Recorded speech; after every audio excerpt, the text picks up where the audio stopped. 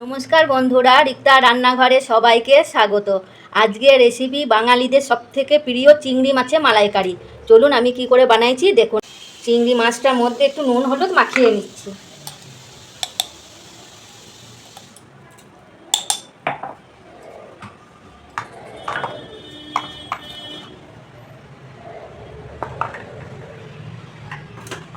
একটু নুন হলুদ মাখিয়ে নিচ্ছি।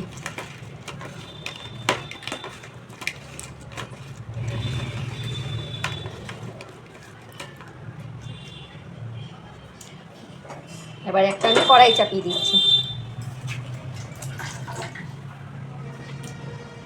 গ্যাসটাকে জ্বেলে নিচ্ছি।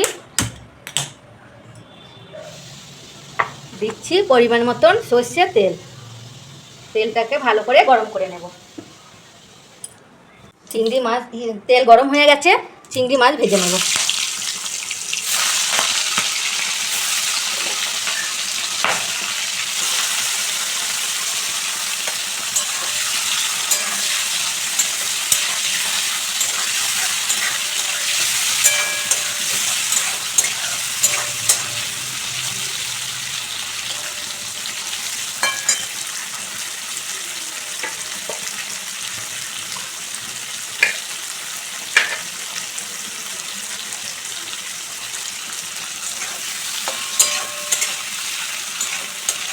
চিংড়ি মাছ ভাজা হয়ে গেছে, তুলে নিচ্ছি। চিংড়ি মাছ বেশি ভাজবো না, বেশি ভাজলে শক্ত হয়ে যাবে।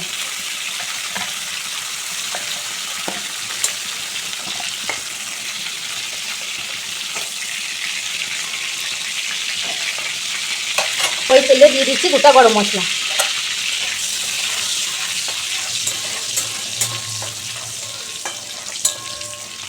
গোটা গরম মশলার মধ্যে একটা সুন্দর গন্ধ উঠে গেছে। দিয়ে দিচ্ছি 2 চামচ পেঁয়াজ বাটা।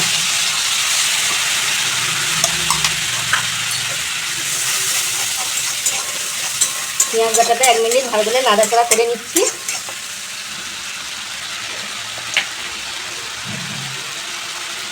দিয়ে দিচ্ছি 1 চামচ আদা বাটা। আর দিচ্ছি 1 চামচ রসুন বাটা। দিয়ে দিচ্ছি 1 চামচ কাঁচা লঙ্কা বাটা।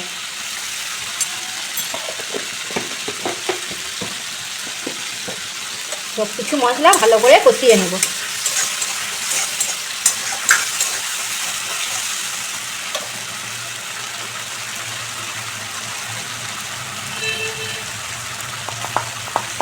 দিয়ে দিচ্ছি হলুদ গুঁড়ো, জিরে গুঁড়ো, ধনে গুঁড়ো, আর দিচ্ছি কাশ্মীরি লঙ্কা গুঁড়ো। সব কিছু মশলা ভালো করে কষিয়ে নেব অল্প আঁচে।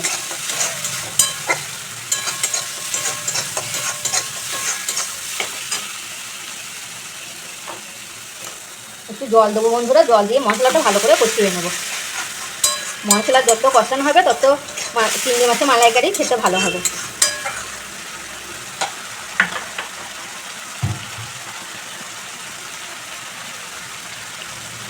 দিয়ে দিচ্ছি টমেটো কুচি।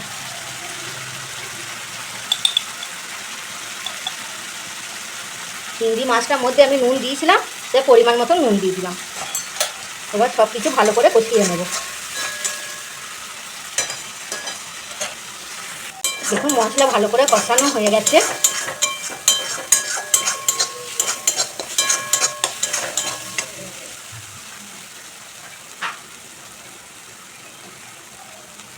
এবার আমি দিয়ে দিচ্ছি নারকেলের দুধ।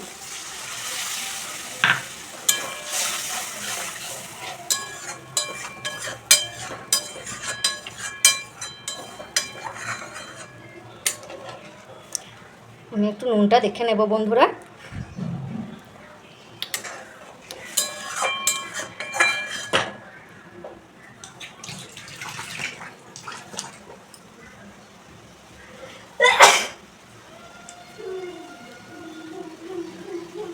এবার আমি দিয়ে দিচ্ছি ভেজে রাখা চিংড়ি মাছ।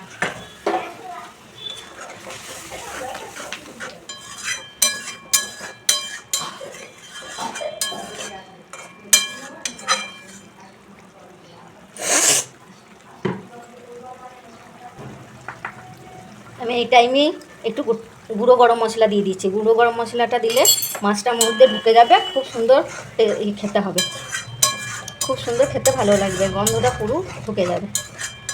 5 মিনিট ভালো করে চড়বড়িয়ে ফুটিয়ে নেব।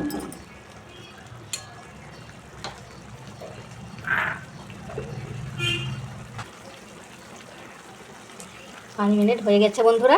আমি এবার দিয়ে দিচ্ছি ঘরে তৈরি করে রাখা ঘি।